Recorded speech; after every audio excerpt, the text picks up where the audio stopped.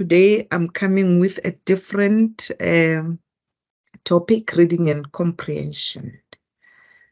Now, my first slide. What is reading comprehension? We explained comprehension yesterday. Reading comprehension is not a simple act of passively receiving a message that is already complete and clear.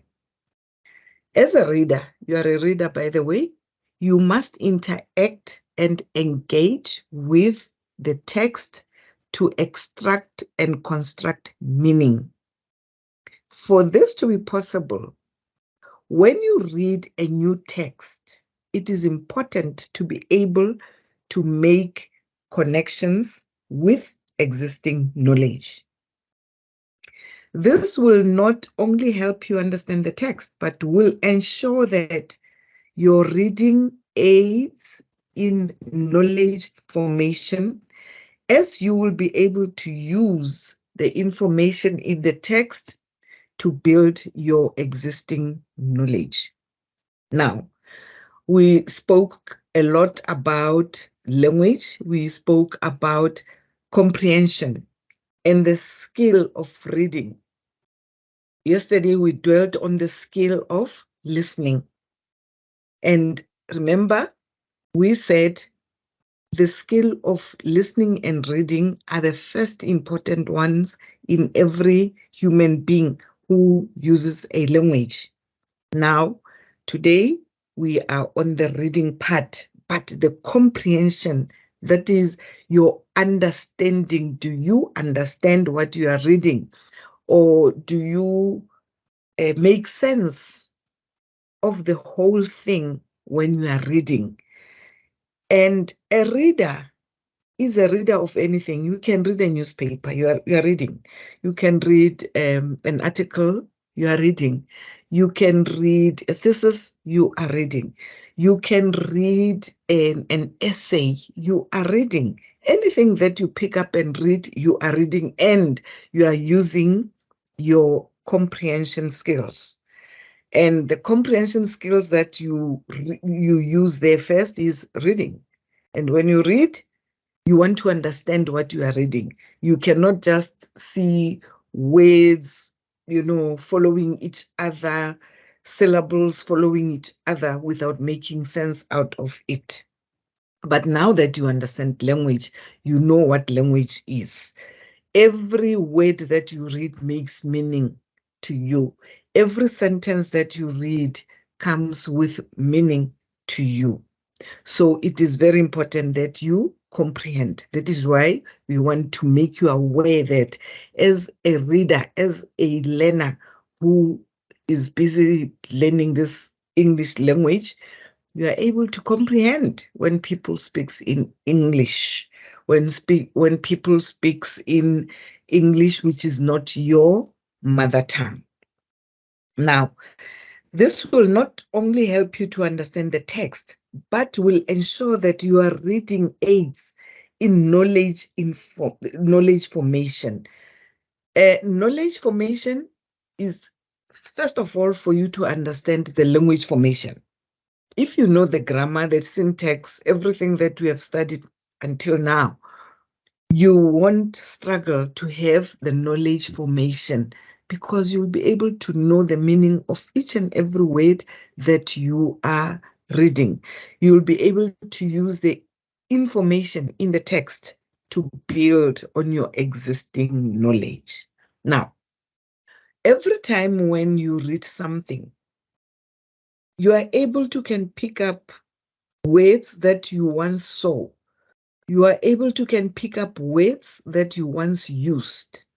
You are able to can pick up sentences that you heard about before. There is no human being who starts anything from an empty mind. It's not possible.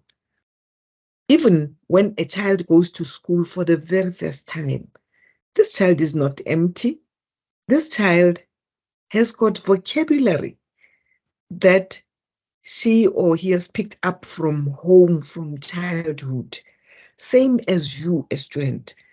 when you come to university, you are not empty. You've got a lot of vocabulary that you have picked up from preschool, primary school, until high school. Now, when you come to university, you just want to increase. You are able to can increase your vocabulary. That I always make noise. Every time I make noise about pick up vocabulary, throw in your vocabulary box so that you have knowledge of the language. So you've got existing knowledge. Why I say there's no one who comes empty-headed or empty-handed to school, to university, to class. When you are a teacher, you want to teach the children about electricity.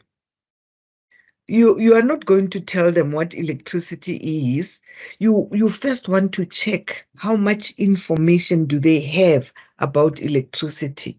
You're going to ask them questions that will help you and them to know that what electricity is, and the information that they have will also help you, guide you how to go about your lesson, even if you have prepared it, but you know that when they come with this type of information, it means you've got to go lower than what you have prepared, or you've got to go higher than what you have prepared. But because they know more than what you thought, or they don't know, they know very little of what you thought. So that is why I say there's no child who comes to school empty-headed. So I'm going to ask a question, because I said we cannot study this language without communicating.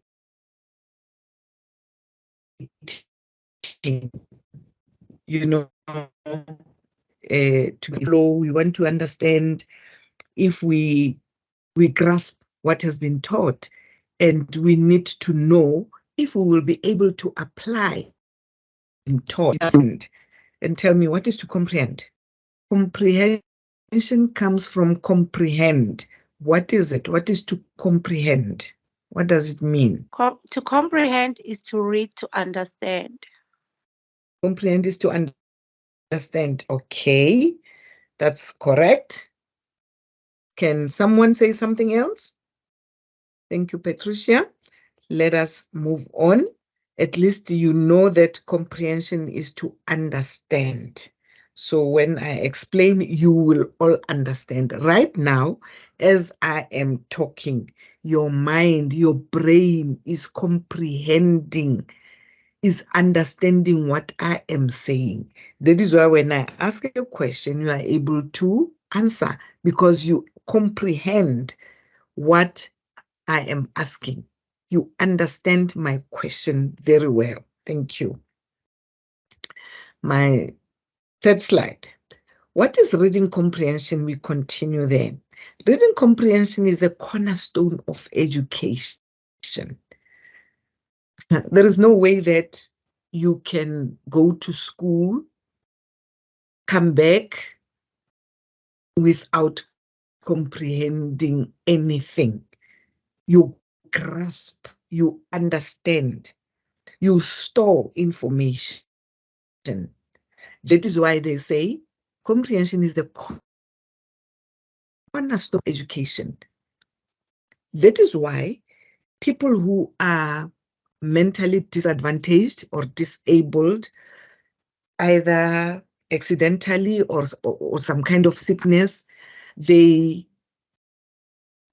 say this person is mentally challenged because this person cannot comprehend anything. Because when you talk to this person, it's sometimes they behave like they hear you, but when you ask what is your name, simple question like what is your name, he's going to give you an answer that you didn't expect, or just keep quiet.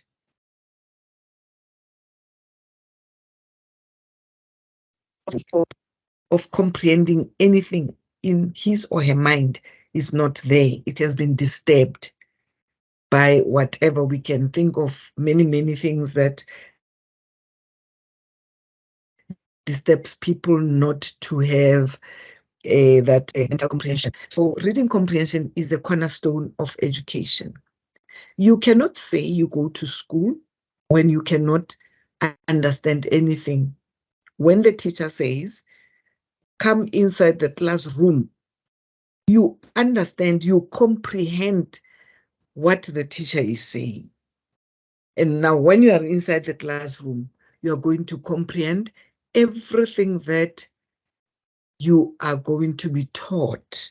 So that is why they say comprehension is the cornerstone of education. Whether education at home, on the playground, or at church, wherever human beings are interacting, talking to each other, the comprehension is there to communicate. Two people communicate because they hear each other, they understand what the other one is trying to say. It is the bridge that connects students with the knowledge shared in the textbooks. When you take a textbook and read it, you are connected to that world. Academics always use references because they are connected to what they are studying. They are connected with other scholars. There are scholars out there who argued with you and your topic. So that is why when we are an academic, we will always say you must argue with other scholars. You must talk to other scholars, challenge them, because they will challenge you too. When we talk like that, we talk as if those people are here now. We are going to talk to them, of which we are talking to textbooks. We are talking to articles. You are talking to any information that you want to study. I always say to students, you cannot argue in a vacuum. You cannot say, I came up with this topic, and because it's me, I came up with it. I can write anything that I think. That is not researching. That is not an academic research. If you are an academic researcher, you have to check with other students, to connect with them, other scholars, to connect with them, to check if what you are saying was once researched. If it was once researched, good. Then you are able to can say, oh, I'm looking it from this point of view. I'm looking at it from this angle. Then you give your reasons, but you give your reasons after you have seen that other people also are saying this and that about the same topic. So knowledge is shared through books. That is why we have libraries all over the place, libraries at school, libraries in the townships. Even if some of them don't know the meaning of libraries in some townships, they burn them, they use them for other things.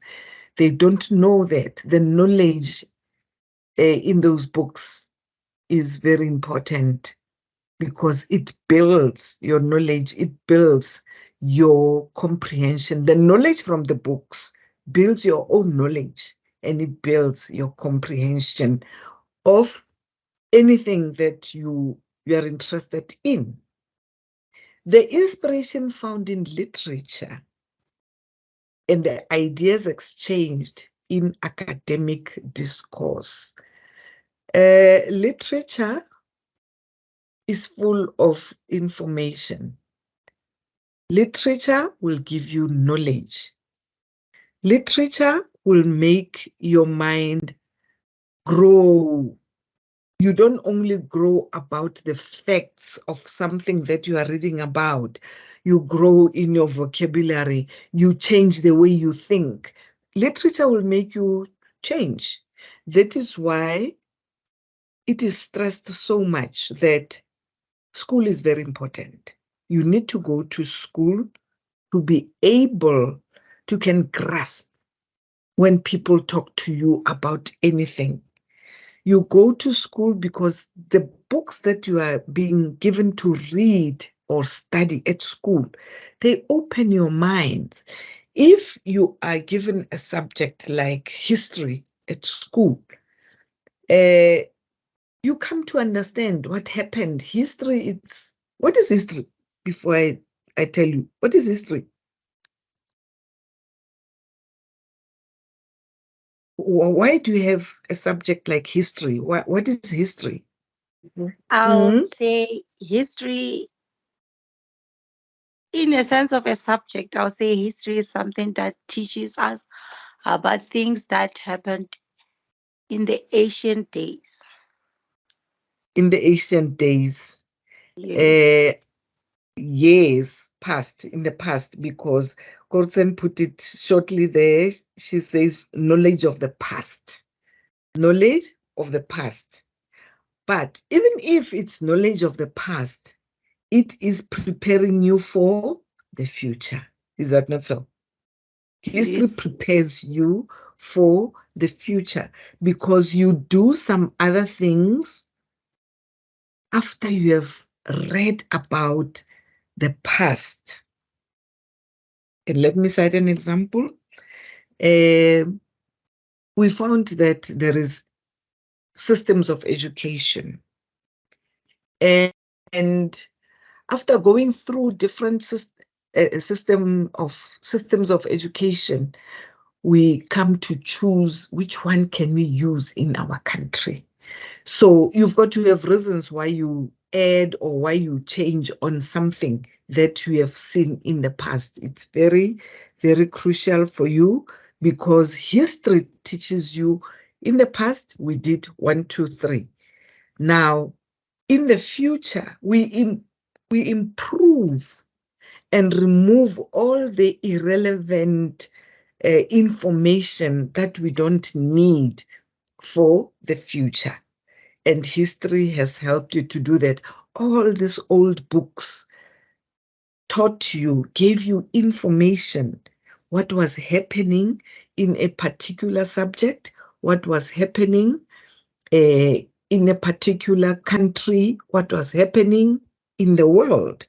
It's a pity now, I don't know what you are studying. Those who are studying teaching will now study a new system, CAPS that is been used, has been chosen.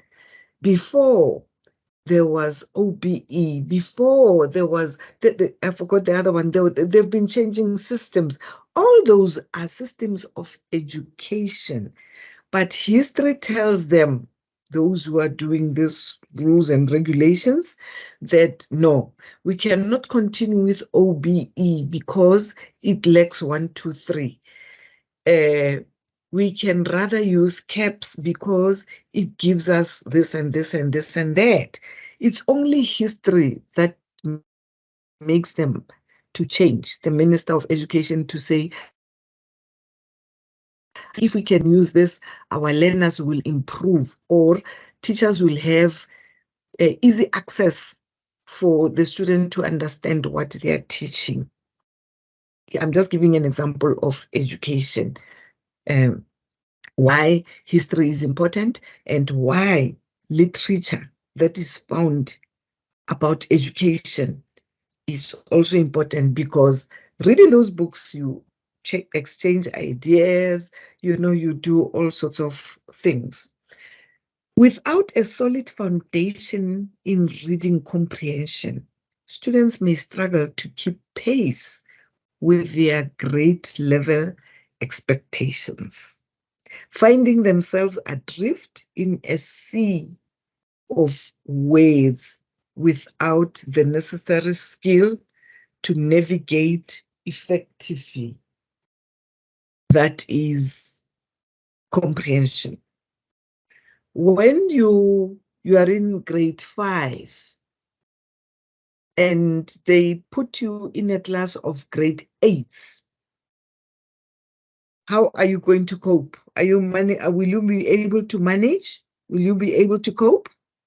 Anyone? You are in grade 5, and all of a sudden, you are being taken to a class of grade 8 learners. Will you be able to cope? No, you won't, ma'am. How do you feel? What do you think, Dineo? Because I think what they are learning in grade 8 and grade 5, it's not the same thing per se, if I can put it that way. Oh, I thought you were adding. It's because when you are in grade 5, the level of your education is according to your age even. Same as the level in grade 8. It's different. It's a bit higher than what you are doing. In the past, I don't know whether you have heard about this. In the past, they used to have what they called acceleration. When they think that the child is intelligent, this child comprehends any information quickly. This child responds faster than the others in the class. This child is able to create things that the teacher never thought this child at this level could do it.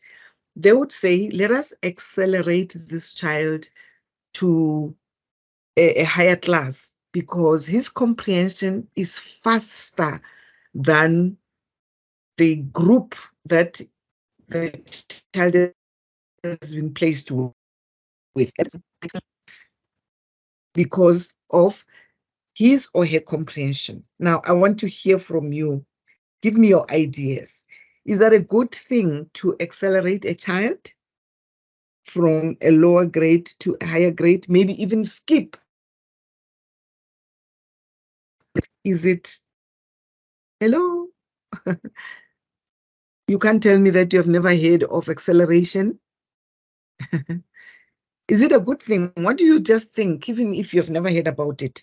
If you are in grade 3, then we say, you are too clever, too intelligent, your comprehension is too high. Let's take you to grade 5. Is it a good thing? I'm asking. It can be a good thing, ma'am. Yes, because if they do not promote, it's called promotion. They call it promotion. Yes. The learner may struggle or may be delayed, if I can put it that way. Yes, in that grade. If they put the learner in another grade, then I think the learner will be able to manage and do whatever is expected at the other grade. Will be able to do what is expected at the other grade. Will be able to cope with the other higher grade. Yes. Is that what you're saying? Yes. Oh, okay. So to you, it's not a bad thing. No, I think it's not a bad thing. Okay, Kursan says the chats, no, they have to be in grade 4. It means you are against acceleration or promotion, as they put it. Patricia, what are you saying? Are you for or promotion or acceleration? I don't agree with promotion when they say the child is the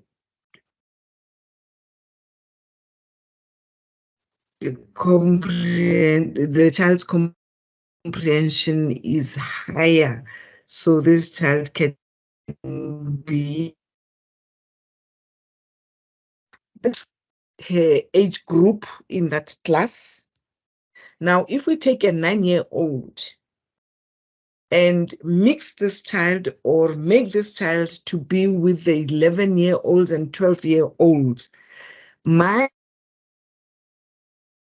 problem is that this child is not yet mature to be in that group. They are older. than him or her.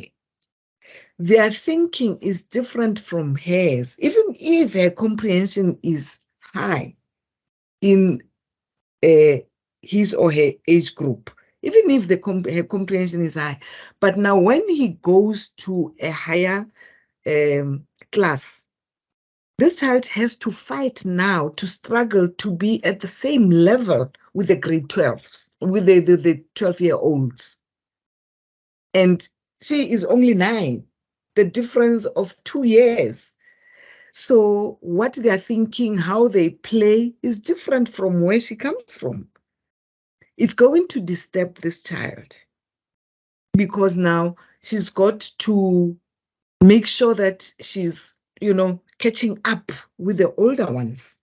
Hence, I say the comprehension of a child can fool the teachers.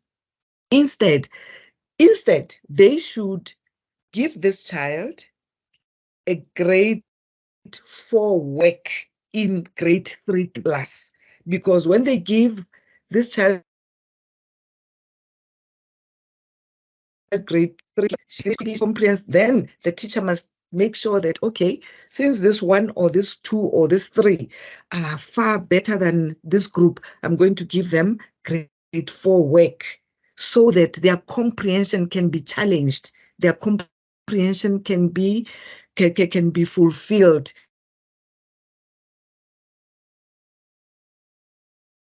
Because when they finish quickly, I think you also went to school, you know such children, they double class because they don't know what to do next. If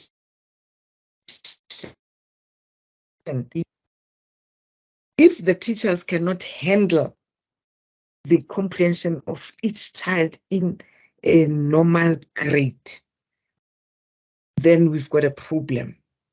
I can even say what I always say to other scholars, that all these children who are smoking nyaupe, they are creating drugs of themselves. For instance, there are these children who are smoking glue.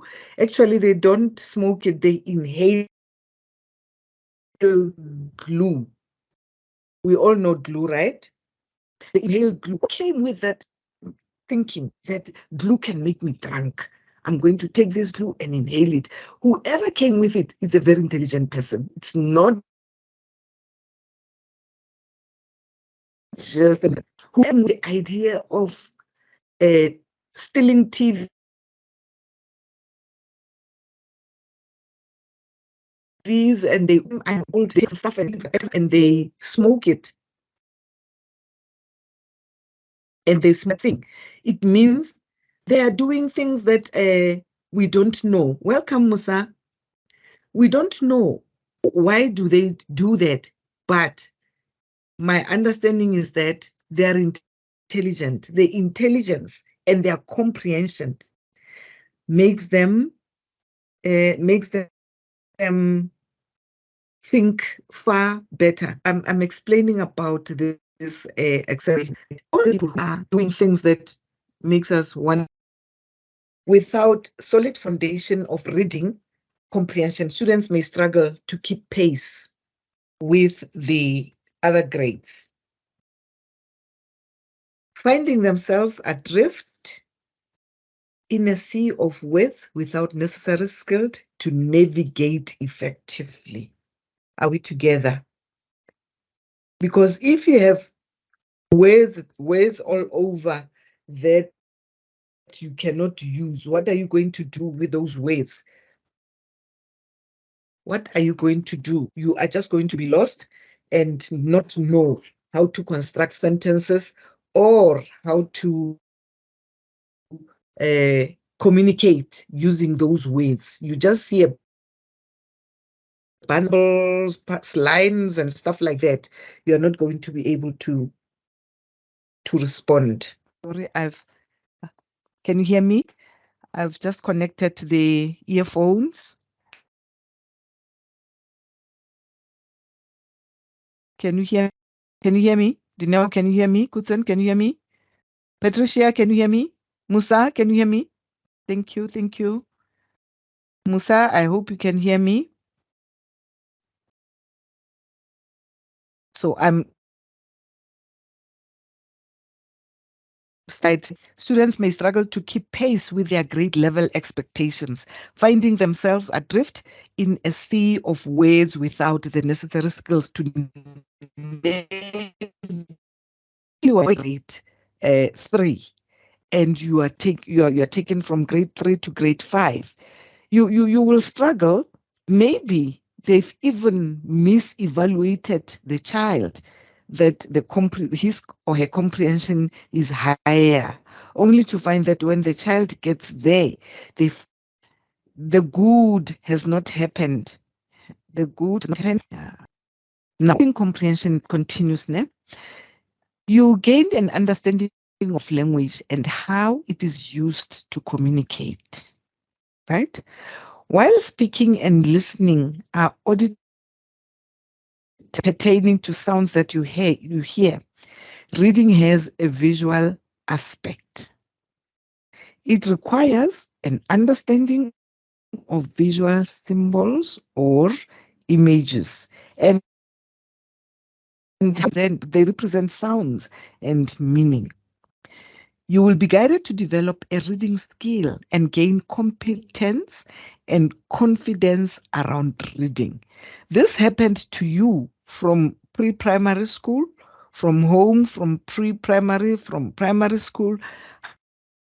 While speaking and listening are auditory,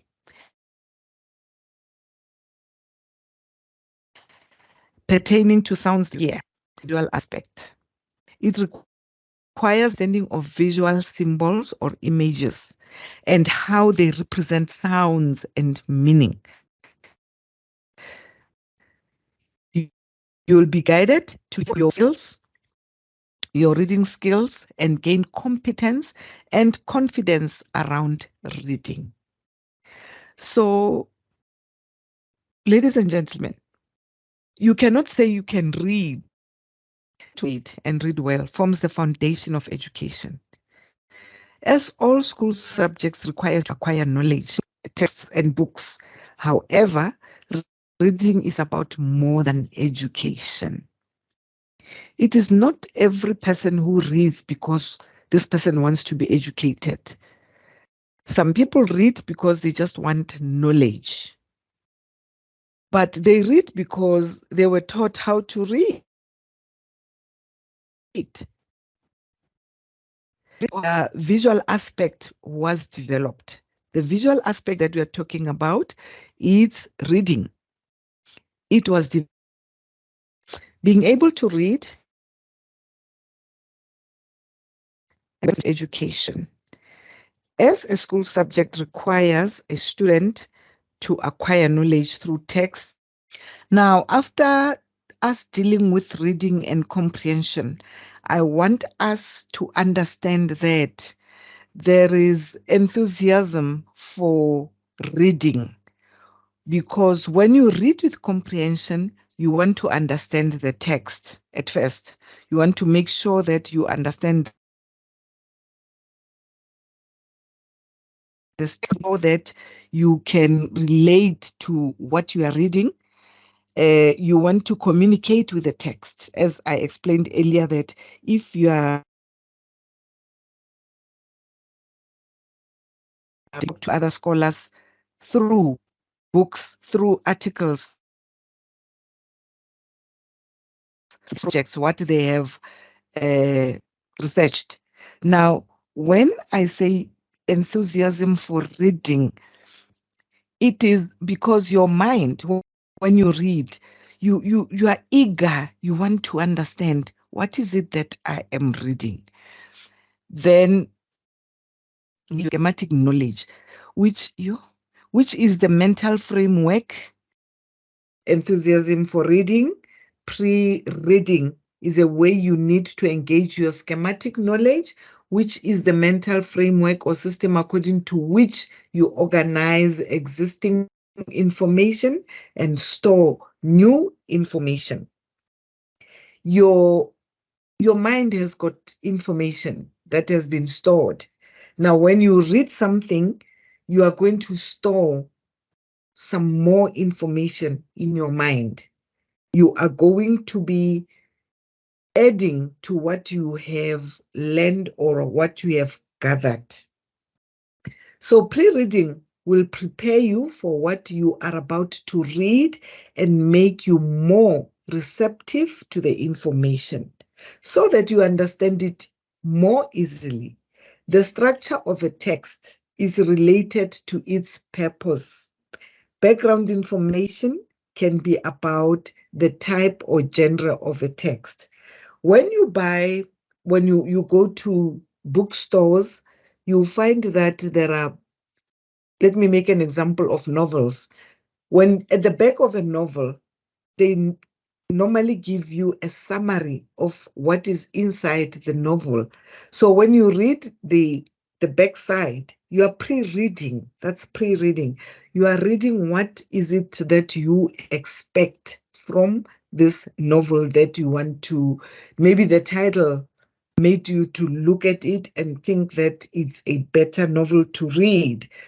But when you pre-read, you realize that, it's not as interesting as I thought, then you leave it. That's pre-reading. In some books, you find that they've added a leaflet inside that book. The leaflet that is telling you what is the book all about. And you find that the cover page, they cover this book with a cover. And when you open this, the first page, the cover, before you go to the first page, they give you the history of the book. They tell you what is the book all about. And that is what we call pre-reading. It will tell you what you can expect, how the text will get its message across, and what the purpose of the text is.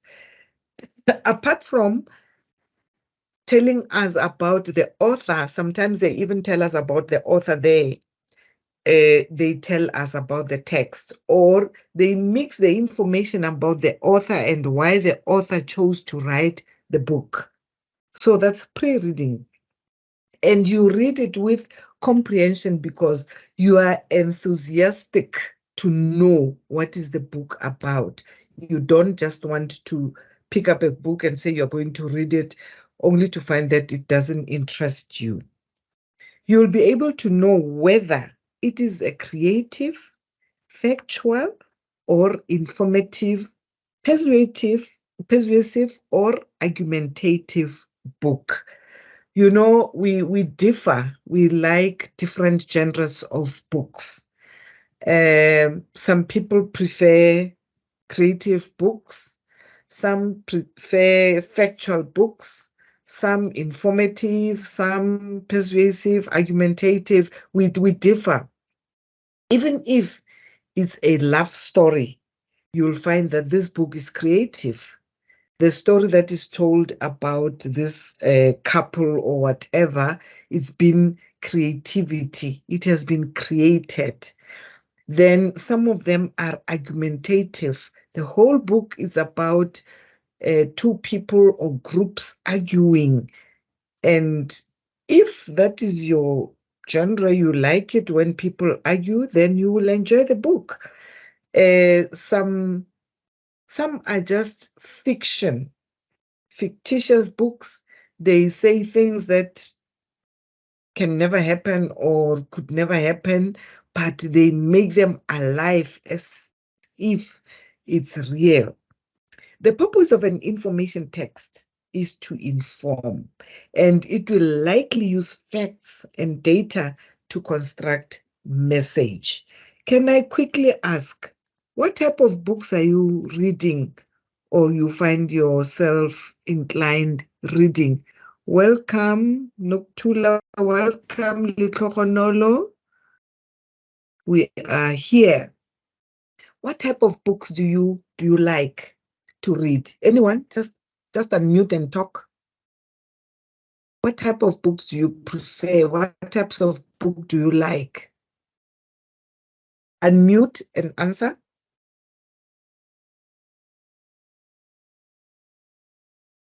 How do you want to tell me that you never read books, class? No, we do, Doc. Yes. For me, I prefer like books that has to do with storytelling. You know, when someone tells the story about their life and stuff. Yeah, to me, I'm not sure what kind of genre is that, but I like such books. When people tell you about their lives. Exactly. Okay, biographies. Okay. Anyone else? Thank you, Musa. What other books are there? What do others read? Little Honolo, what do you read? Or what do you prefer? Dineo says nonfiction. What is nonfiction, Dineo? When you say something is nonfiction, a book is nonfiction, what do you mean? Or what is fiction? If you know what is fiction, then nonfiction will be the opposite of that. What is nonfiction? No one wants to answer. Or what books are you going to write when you start writing? What type of books would you prefer to write if you want to write books? Or if you are going to write because you are studying, you want to write your thesis? Which way are you going to go? You are not prepared to answer. I'm moving on. Or you don't want to ask me questions. You don't want to ask me questions. Okay. Now, but you understand what pre-reading is. You've got, you have an idea of pre-reading anything before you read. Now, whilst you are pre-reading, there is this thing, the while you are reading. Pre-reading is there. You read the cover of the book, you read the inside, the summary, wherever, whatever gives you information in that book. Then whilst you are reading, it is important to read actively. That is, you should interact and engage with the text and not simply regard it passively. Don't just read whilst you are doing your pre-reading. Don't just read without, grasping what the book is about or the article on the newspaper is about. Whilst you are reading, this part of reading process will rely on your understanding of language and grammar. This is very, very, very crucial and important. Whilst you are reading your pre-reading, now you are able to can register your understanding of the language and grammar. You are able to can say, oh, these people are talking about this, or this person wrote about the floods that happened somewhere. Like last night, somebody would write this morning about the storm that was there. Some houses were shaken, some trees fell, and so on and so on. How do you read that? Whilst you are reading, you interpret the message because you understand the language. If you don't understand the language, if you don't know the grammar, you won't be able to interpret. And it will not help you to read passively. You just say, oh, I'm making noise. I'm just reading. I don't even know what I'm reading about. While reading, you are already constructing meaning and developing. And then, same as this we did yesterday, that whilst I'm talking, you grasp as to what I'm talking about. What is it that I'm saying? Now, when you read, it's the same thing. You construct meaning and you are developing understanding of your reading. And it's very important because you have gathered vocabulary, you know the words, you know the grammar, you are able to can say, oh, this text says construction, meaning, and developing understanding. You know what that line is saying. You understand it. And you understand it to an extent that you don't even think about it. You know that the meaning of the whole thing is this. I was saying yesterday, whilst you are listening to me talking, you interpret in your mind. Now you are using your hearing aids. You interpret in your mind what this person is saying. She's saying we need to listen, we need to, you're comprehending by listening. Today I'm saying you're comprehending by reading. Your comprehension will work either way. Whether you're quiet, just looking at the syllables, you're comprehending. Whether you are listening to someone talking, you're comprehending. Whether you are reading a text or something, you are comprehending. So if you are not listening and comprehending, you are reading and comprehending. They go together. You cannot use the other one without the other one. That is the reading and the listening. Remember, I said listening and reading are the first important skills in a developing human being. You listen first, then you read. But what are you using? You are using your comprehension. There is no way that you are not going to understand a text. You are not going to understand it if you are not if you don't know how to listen to the sound or to read. Your comprehension must always be ready to help. You will need to be able to distinguish idea from a specific example, to understand the hierarchy of information that is being presented. This will help you recognize the important main ideas. You have the chance to predict the content of what you are reading. This is the stage whilst you are reading. You are able to can pick up, this will go, this is about this. This is about this. You have the chance to predict the content of what you are reading. Let me cite an example of a movie. When you are at a movie, you are watching a movie, somewhere in the middle, you have seen the gist of the movie. Where is it going? You already have the idea of the conclusion, what is going to happen. It's either you got the gist whilst you are watching this movie, or you had the time to read about this movie. So when you go and watch it, you watch it with this sense that you want to see the gist, the important thing that is going to happen. How is it going to end? If they are fighting, who is going to win? If you are watching movies of people that are fighting, if you are watching horror movies, everything there is going to guide you. And by that time, your comprehension guides you to say, the important or the main idea is this, and now you predict what will be the next.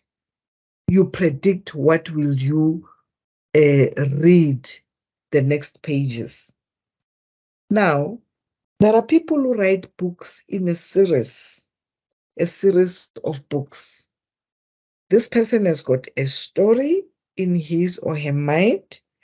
This person starts with book 1 of the series and continue up to book 50. Same person continuing to write this series of books for us to enjoy and read the stories of how this person is writing. Let us take an example of, who can I think of? Harry Potter. This person is writing children's stories. How many Harry Potters have you seen? How many have you read? If you are interested in that, how many were you exposed to this? This person is busy writing all the time for most of the ages, younger age, this person is writing. It's a series of books, it's a series of movies that he creates, it's a series of information for children to learn from his series of books. And after reading the first one, the child will continue to ask for the second one and the third one and the movie and so on, and the toys that goes along with that. Because after seeing and watching the first movie, now the child is interested to follow, to make a follow-up of what is happening. This person is thinking and is making use of his knowledge to give the children knowledge so that they enjoy reading at their level. From grade 1, they will read Harry Potter series until. So that's how they come to understand the hierarchy of information that is being presented. It's a hierarchy of information of what is being presented to them. This will help you recognize the important main ideas. You have the chance to predict the content of what you are reading. Somewhere we spoke about history. I asked you, what is history? When you read history books, you read about the events in the past, things that happened in the past, but in the present, what do I do with that history? You read history because you want to compare, or you want to make use of what was used in the past. I cited an example of the education system. I hope we are still together there. Any question? Any question, class? Or any clarity? Even if you can take me to the past slides that I need to clarify, I wouldn't mind doing that quickly. No one is trying. Okay. Let me move to my next slide. Still on the enthusiasm of reading. Remember, we started with the pre-reading. Then we spoke about the while you are reading. Now we are at the post-reading. Now you are done with what you are reading. You don't want to continue with it anymore. You are done. You feel that I'm done. It's post-reading. Post-reading is about you to reflect on the text and evaluate it. Post-reading activities is in twofold. You have read this book about this person. One student said she likes, it's Musa, I think, who said she likes reading about people's lives, biography, how they made it, or how they managed to go through issues, or how they build their companies. It's one person who will be writing about his or her experiences.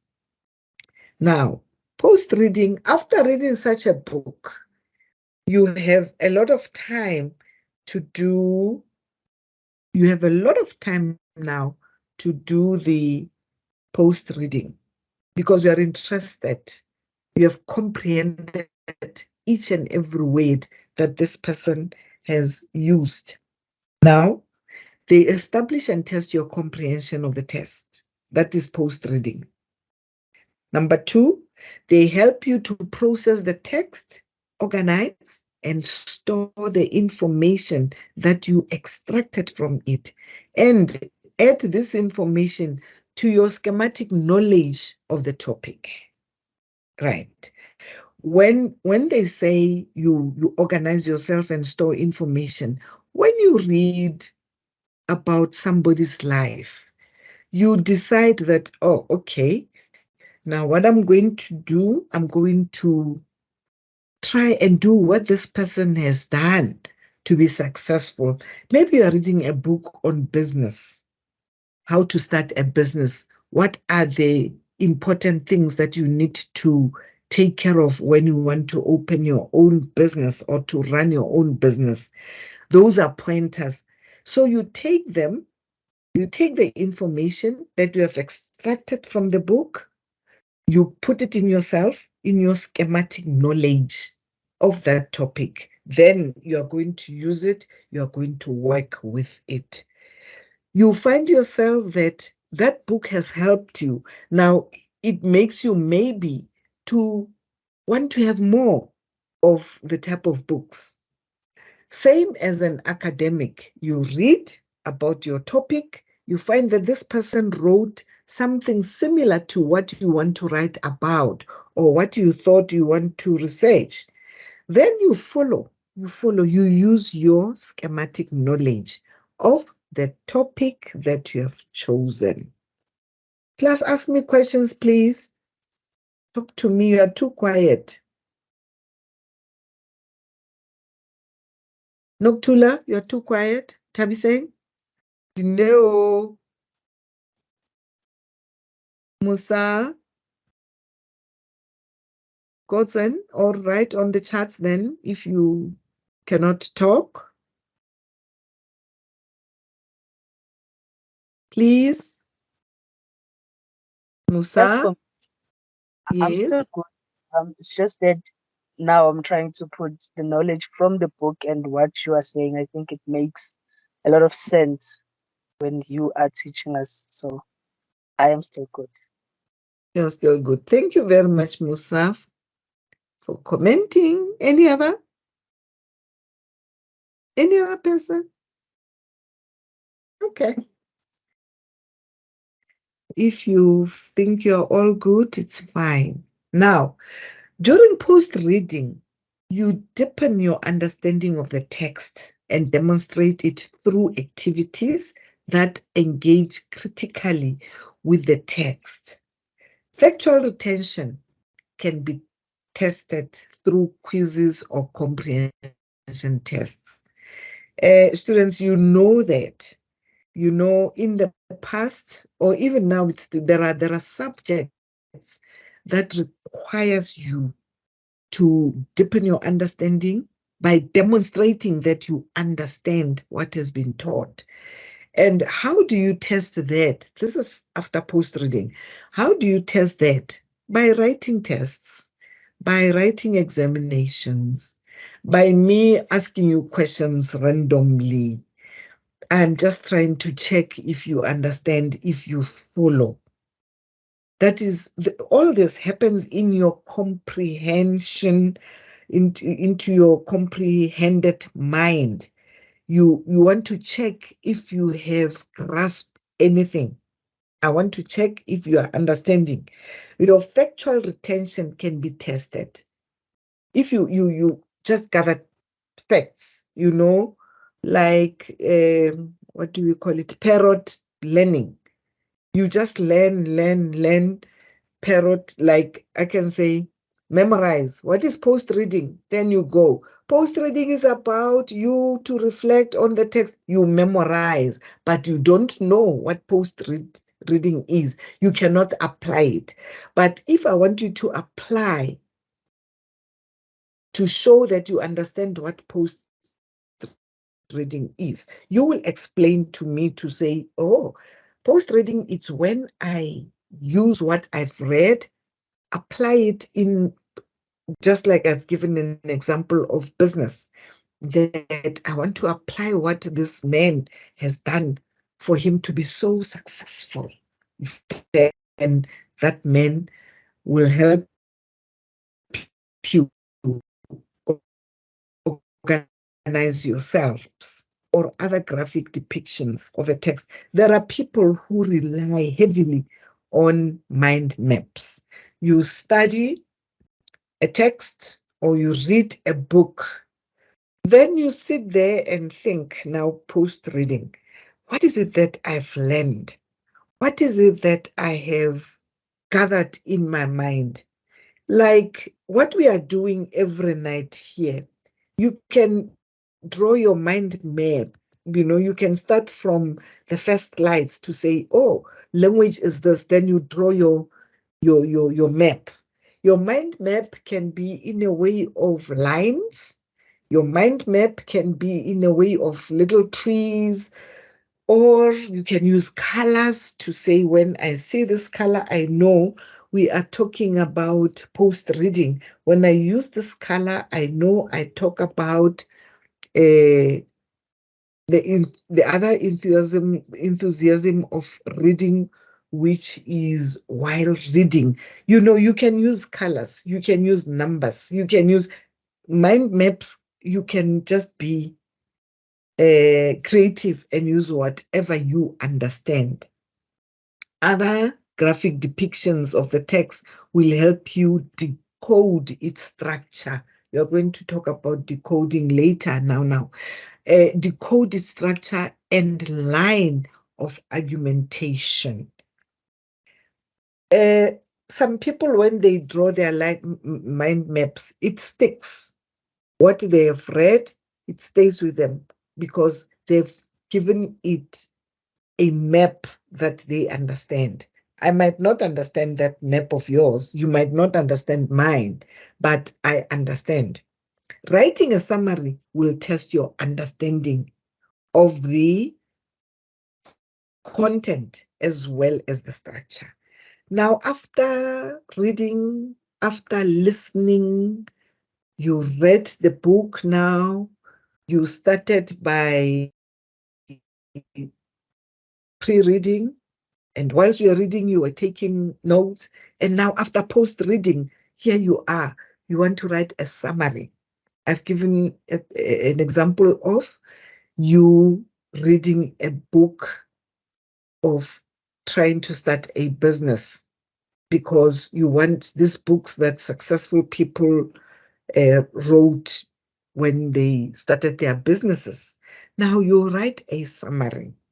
You write a summary. You are not going back to the book. You just jot down lines there to say, this book says I must have capital. Hey, this book is full of accounting. I need to check all this. You are just drawing some inferences from what you have read, and that will help you to summarize the book. That will help you to summarize a story. If you are a storyteller, say you are a teacher in kindergarten, you are going to be able to take a book, Harry Potter's book. You're not going to make those children read. They can't read yet, but they have the mind, they can listen, and they can comprehend. So telling them a story is the best way of teaching them. Now you summarize this story from this big book. You summarize, you after your post reading, you summarize the story, you simplify it to can relate it to young minds, to the mind that is still developing. This mind has developed. I told you that there is no one who is empty-minded. Every person has got something for every new thing, new knowledge that they see. There is no way that you can say something about a beach. Maybe when you grow up, you never went to a beach. You read about beaches, or you heard that a beach is something to water that is all over the place, huge. You don't know where it starts, when it ends. In the geography, you heard about the names of the beaches. You are not empty. So when you go to a real beach, you say, oh, now your knowledge increases, your knowledge expands because of the background that you have. Is that clear? Can I move on? Oh, wait, can I move on? Yes, ma'am. Thank you, little Ronolo. At least I heard your voice. Thank you. You're too quiet. Why are you so quiet? I'm trying to make you to talk and you don't want to talk. Because language is about talking, class. It's not about one-way talk to you as if I'm giving you information that you are going to sit for the examinations. I don't know whether you look at the activities in your study guide, because that will help you see if you understand what I am doing every night here with you. That will help you even in the examination. Anyway, we'll talk about it later, some days to come. Now, reading and comprehension skills are the abilities to understand and process written texts. Some examples of these skills are, we have decoding, fluency, vocabulary, inferencing, and summarizing. These are some of the things that we talk about. When you decode, sounding out words and recognizing them. It's called decoding. When you look at the word process, you recognize the word process, the spelling you know. What is process? You know. That is decoding. And when you say this word out, process, oh, you recognize the meaning of the word. You decode the words. That is why we have decoding. It's sounding out words and recognizing them. When I say letlhogonolo, I'm reading the name letlhogonolo. I know what letlhogonolo means. That's exactly what I'm saying. It's decoding. I know letlhogonolo. Letlhogonolo can be a name of a person, and I know the meaning of letlhogonolo. Do you understand why I say decoding is about you sounding these words, letlhogonolo? I'm giving sound to letlhogonolo. I'm saying it out. And I'm recognizing this letlhogonolo, the spelling and everything, how it is written. And I recognize that, oh, letlhogonolo can be the name of a person, or it can mean luck. I know the meaning. So that is decoding. You decode the words that you read because you can put some sound on those words. I put a sound on the name letlhogonolo or on the word letlhogonolo. Are we together, class? You don't want to say anything today. Tabise, are you saying something? No, I was saying we do follow you. We understand. You understand?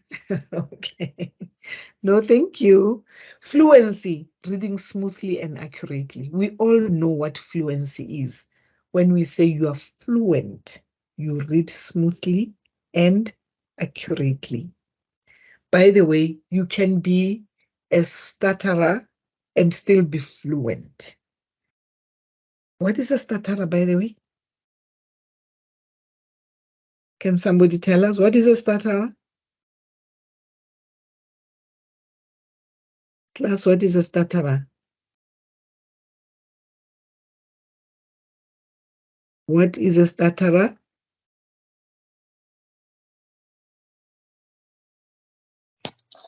Mina ma'am, I only know it in my home language. Say it. It's someone that uyangingiza. Uyangingiza. Those who don't know how to ngingiza, in my language, that person is a stutterer. That person sees the words, interprets the word, but the skill of talking is being disturbed. The vocal cords or whatever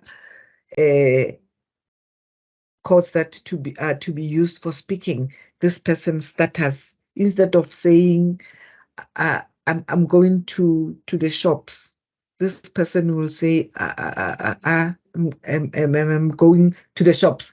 And they end up speaking very, very quickly, especially when they are to finish the sentence. They say it very, very quickly so that the stuttering can stop.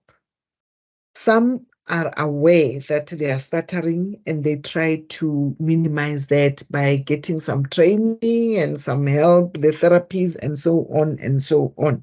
Some, they can't just do anything about it. They find themselves just stuttering, but that does not mean they cannot follow.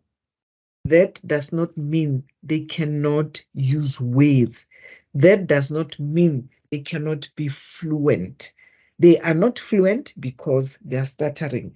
But when they read on their own, they read smoothly, and they are accurate, as long as they are not saying those sounds out, because the problem comes when they say those sounds out. Now they are stuttering disturbs them. Okay? Vocabulary, knowing the meaning of words that I've been saying, pick up each and every word that you are seeing for the first time, throw it in your vocabulary box so that the meaning of words in your head can increase so that you don't struggle to understand the language. Inferencing, making logical guesses based on clues and background knowledge. I just mentioned that you can find yourself reading a novel, doing the pre-reading. And whilst you're doing the pre-reading, you draw some inferences. That is, you come up with information. Then you end up saying, like this common wrong line that we normally use. Do you know where are the people next door? I'm asking you.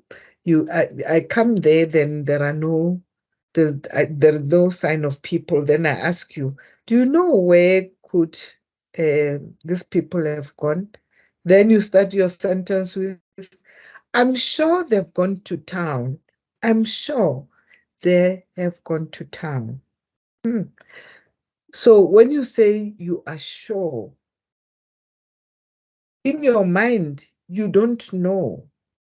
You think that they've gone to town, but you use the word sure, which makes me, the listener, think that, why do you say you are sure? Did they tell you? You draw an inference that is not making sense to me, the listener. But it's a common thing, it's a common mistake that is done. People like saying, I'm sure that person sees me. I'm sure I'm born. And this person, you know, I'm sure. It's wrongly used all over and carelessly. People make you think, oh, do they understand what they're saying? This person said, I'm sure they've gone to town. But when you follow up, because he said, I am sure they've gone to town. Now I make a follow up. Oh, what time are they coming back? Then the speaker says, I don't know. Oh. Me, the listener, I say, but you said you are sure they've gone to town. Can you see now you start arguing unnecessarily because of the wrong usage of the words? Are you with me, class? Have you ever heard of that? I'm sure. I'm sure people use that just commonly and randomly. Like, I'm sure they are listening. If ma'am can ask me, what do you think about the class? Then I say, I'm sure they are listening. How sure am I? I'm drawing an inference that is not there. I'm saying something that is not there. It's a logical guess and a wrong one. But now, if I read a book and draw logical senses and clues, that will be coming from what I've pre-read or what I picked up whilst I was reading. Then I can draw inferences. Earlier, I've told you, I've given you the example of a movie, that when you go to a movie, you are able to can see somewhere in the middle that, yeah, this is going to end up this way. You draw an inference because of the clues. There are things that makes you think that this movie is going to end up this way. You find people arguing about football. Two guys, two men are arguing about football. Then whilst they're arguing, you are a bystander. Maybe you are going somewhere or you are waiting somewhere. These people are arguing.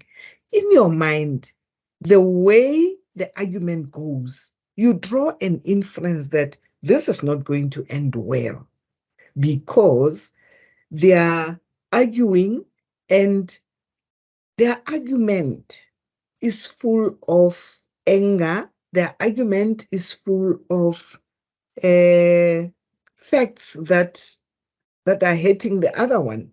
So you draw an inference that these people are not going to finish well. This argument is not going to end up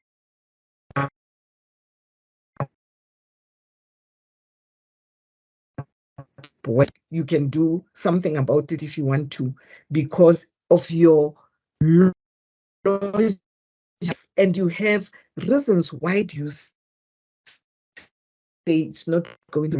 Maybe the way they are talking, the way they maybe make use of insults, the way one doesn't have the background knowledge of, there are many things that will make you think that I draw an inference here that this is not going to end well.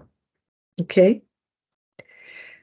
Then summarizing, identifying the main idea and key details of a text. You are summarizing. While I'm talking, I can keep quiet and you can just take your pen and write a summary of what I've been talking about. You just summarize. You bring together 10 pages of reading to just 1 page or 1.5 pages. You have summarized the whole thing. And when you summarize, what do? You look at the main ideas. You want the key details of a text. You are not going to talk about, the novel talks about how the sun rises, and before they can tell us how these animals came out of the bush, they start describing the bush, what type of surrounding is there, and the animals are there surrounding the Paul Kruger, for instance, the Kruger National Park, not Paul Kruger, the Kruger National Park. You want to tell us about the elephant, the biggest elephant that you saw there. Instead of just telling us about the elephant, you start telling us about the entrance, how you got in there, how you moved from one place to the other, and the guard wanted you to see the biggest elephant as you asked, but they moved from this. You are not just going to tell us the look describing the elephant and why do you say it's the biggest. So after saying all this in 150 pages, the gist of the whole thing is to tell us that you went to the Kruger National Park and you saw the biggest elephant ever. That's the summary of the whole thing that you have been saying. So you touch on the main idea. You touch on the key details of a text. You don't tell us how many ice creams did you eat that time or that day because it was too hot. Those are not key things. The key thing is you now being at the place where there is the biggest elephant, as you were told. Now, the last two, comparing and contrasting, finding similarities and differences between text or ideas. When you read, you have decoded, you have done your post-reading. Now, you compare and contrast. You want the similarities and differences between texts or ideas. I cited an example of a researcher that you argue with other scholars, their books, their information, what they have researched, their articles. So you want the differences, you want the similarities, and you want to compare with what you are thinking, and you want to contrast that, what they have, with yours. That's what you do. And you cannot compare and contrast when you have just read one book or two articles. You've got to read quite a lot so that you can find maybe 5 similarities or 5 differences, so that you can compare them to say, okay, these people, all of them believe that water can be contaminated when there are mosquitoes all over the place, or the water can be contaminated if there is some salt that has been thrown in that water. You know, you come up with what you have read and what you want to argue, so that you are able to can compare properly. You are able to can say, I can see that. Then conclusions. They can tell you that somebody did this and this and that. They are just judging, and there is no evidence. You know, when you go to the courts, you only go to the courts because there is evidence that you stole a car. And what is the evidence? The evidence is that they found you driving the vehicle. You stole that car. When you are asked, where did you get this car? You say it's yours. Where did you buy it? You know, you don't have evidence. So you go to court. Most of the time when people go to court, if there is no evidence, even if they've done something wrong, but because there is no evidence, concrete evidence that I can show that this person stole my money. I don't have concrete evidence, but I know that this person was in my house. He's the only one who came to my house. And after he has left, the money disappeared. So he stole my money. But I have no evidence because I didn't see him stealing the money. I didn't find him opening my bag. I don't have evidence. So I cannot draw a conclusion that he stole my money. So that's what you need to guard against when you read, when you comprehend something, when you listen to people talking or arguing about something. Class, now, you need to read for purpose. You cannot just read without knowing what you are reading, because you need to comprehend. That is why you need to read for purpose. As a reader, you actively engage with the text. You focus on specific cognitive strategies that can aid you in understanding a text and extracting meaning from it. We all understand the word purpose, is that not so? What does purpose mean? What does purpose mean?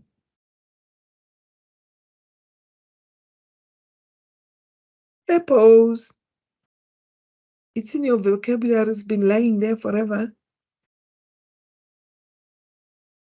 What does purpose mean?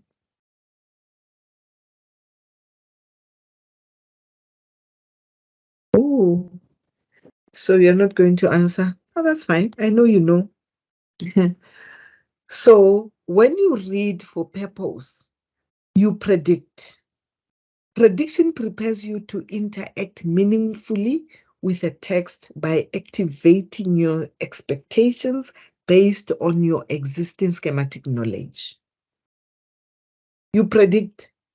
These expectations include the style of a certain text, its genre and purpose, as well as the content. You can find clues about the content in the title or heading, in keywords and themes, or in the case of a novel, on the front cover of the blurb. Predictions forms part of while reading activities. You just predict while you are going through this text or going through this thesis or this proposal that, oh, it's going this way. It's an activity that happens while you are reading. It is a useful way of encouraging engagement with the text by feeding curiosity and creating expectation and suspense.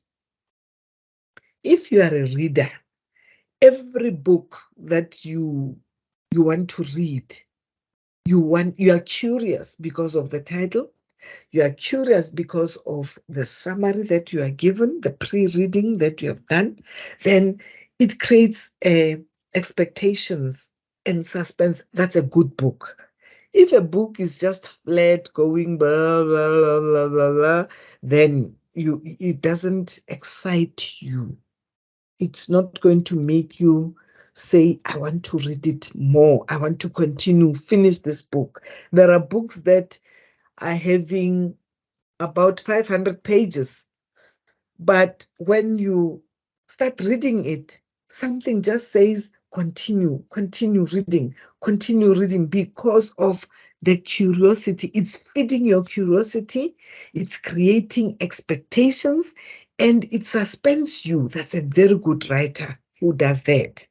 I hope you will be one of those in future, that whatever you write feeds my curiosity.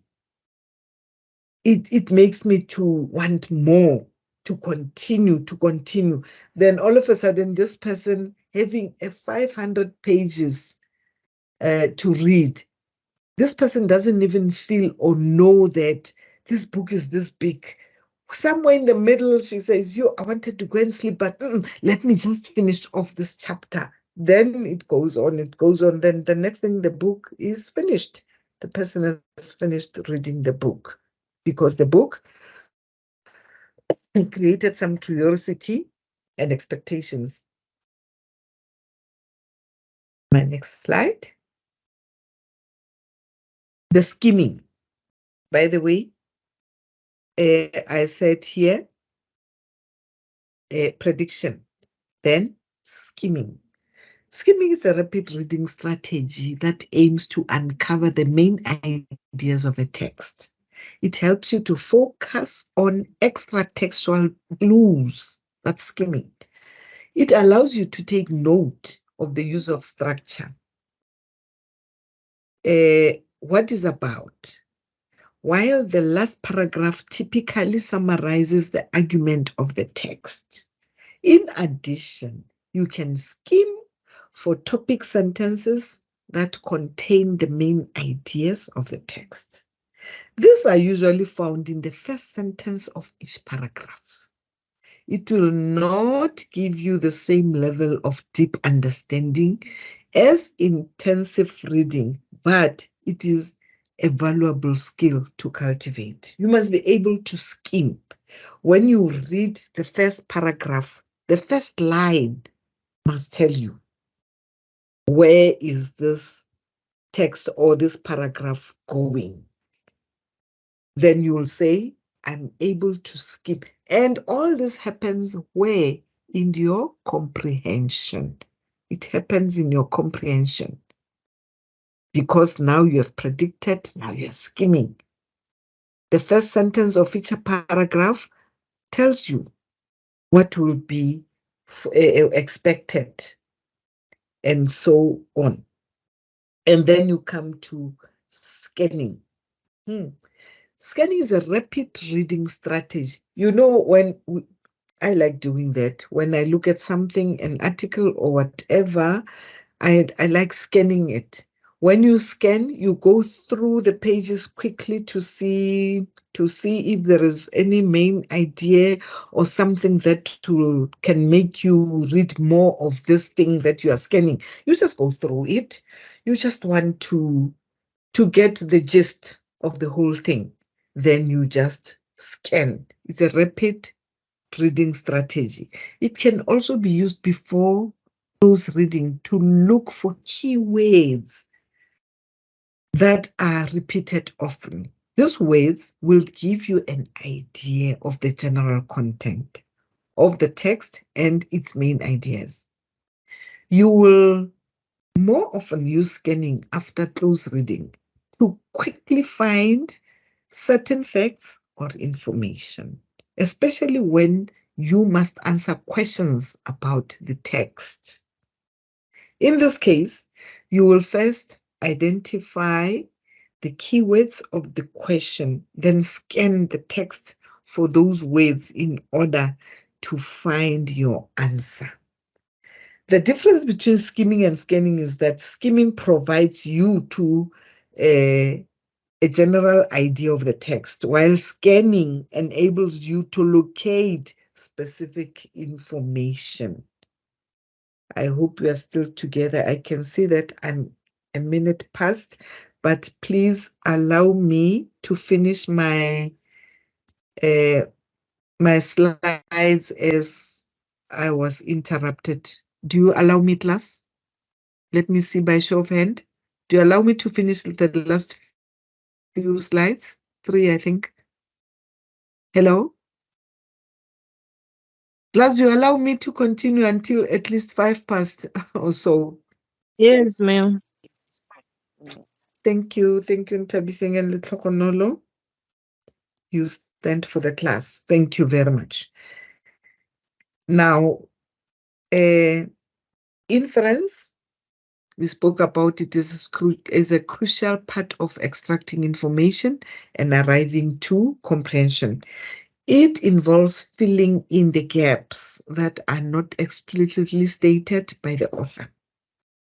It is when you arrive at information that is not explicitly provided by making a deduction based on other contextual information. You draw an inference because after reading this, you see there are things that are not filled in. You are not told, the author didn't mention this. So you draw inference that, okay, it means this happened this way or this will happen this way. You are drawing an inference. You are deducing some information.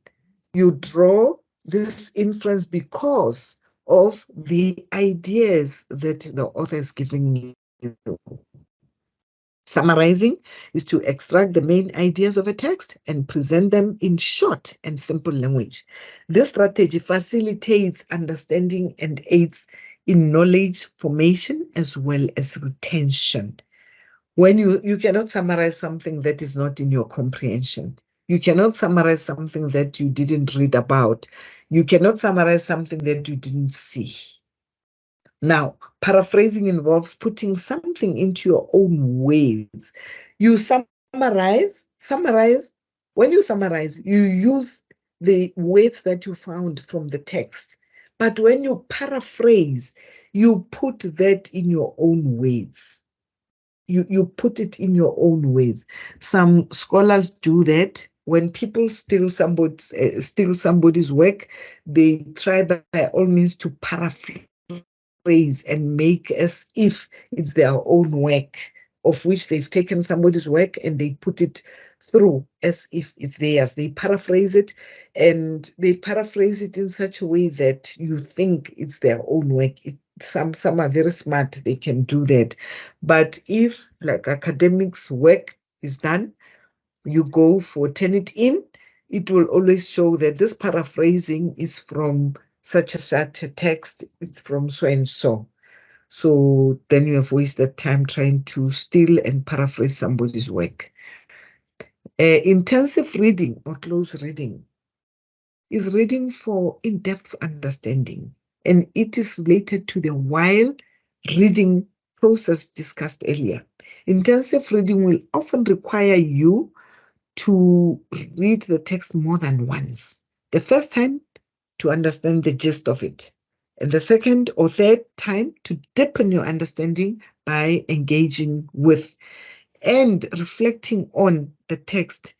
Intensive reading requires that you make connections to understand how the whole is constructed.